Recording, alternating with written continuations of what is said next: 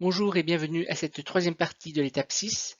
Nous allons voir la partie grammaticale, notamment la troisième déclinaison au masculin et au féminin, et en quoi la notion de parisyllabique et d'imparisyllabique est importante pour cette déclinaison-là. Regardons la morphologie. À quoi est-ce qu'on reconnaît qu'un mot appartient à la troisième déclinaison? C'est grâce à son génitif qui doit se terminer par is, quoi qu'il arrive.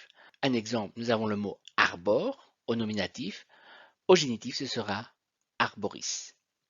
Je prends un autre, potestas au nominatif, ce sera potestatis au génitif. Donc vous voyez qu'il n'y a pas forcément une similarité totale entre le nominatif et le génitif. Un dernier exemple, vous avez falx, la faux, la faucille, hein, et son génitif dans le vocabulaire, on avait rencontré que c'était falcis. Donc ici, le X est devenu un C, donc il y a un changement complet. Donc, comme je le disais, le nominatif est différent, mais le génitif sera toujours is. Alors, comment savoir si c'est un mot masculin ou un mot féminin? Comment connaître le genre? Malheureusement, il faut le connaître par cœur dans le vocabulaire. Que veut dire parisyllabique et imparisyllabique?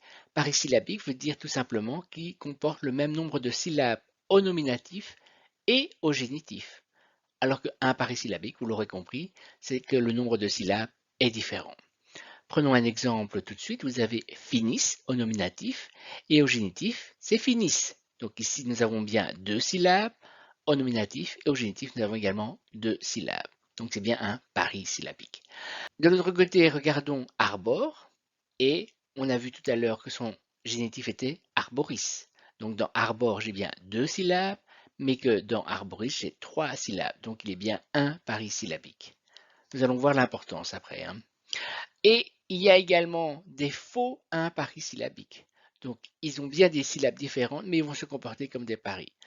Il y a une troisième catégorie, ce sont des faux imparisyllabiques. Prenons falx, falkis. Falx comporte une syllabe et falkis deux syllabes. Donc, à première vue, il serait imparisyllabique. Toutefois, il y a un petit problème qui se situe ici, à ce niveau-ci, au niveau du thème. Regardez, nous avons ici deux consonnes en fin de thème. À ce moment-là, il sera décliné comme un parisyllabique. Regardez arboris, ici je n'ai qu'une seule consonne. Attention, il y a des faux imparisyllabiques qui se cachent, comme il y aura des faux parisyllabiques, mais ça c'est une autre histoire. Comment est-ce que tout ça se décline? Regardons pour les formes imparisyllabiques d'abord. Prenons comme modèle homo hominis, qui veut dire l'homme. Le vocatif sera similaire, ce sera homo. L'accusatif, nous aurons hominem. Au datif, homini. À l'ablatif, homine. Au pluriel, ici, nous aurons homines, homines, homines.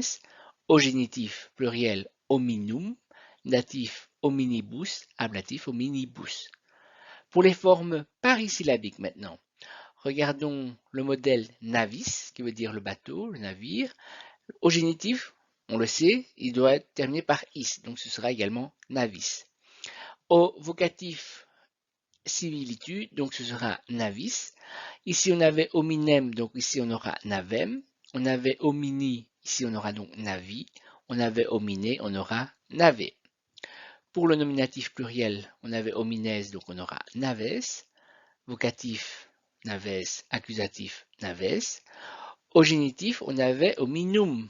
Donc ici, on peut s'attendre à avoir navum. C'est là tout le problème, c'est que ça devient navium. Donc il y a un i ici, alors que dans hominum, il n'y en a pas. Donc pour savoir quand est-ce qu'il y en a un ou pas, il faut savoir si c'est un parisyllabique ou parisyllabique.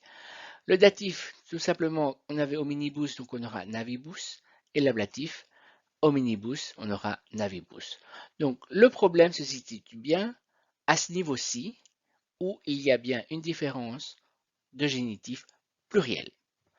Voilà pour la morphologie de la troisième déclinaison au masculin et au féminin. Nous verrons comment se forme la troisième déclinaison au neutre, mais ce sera pour plus tard. Merci pour votre attention et à bientôt pour la suite.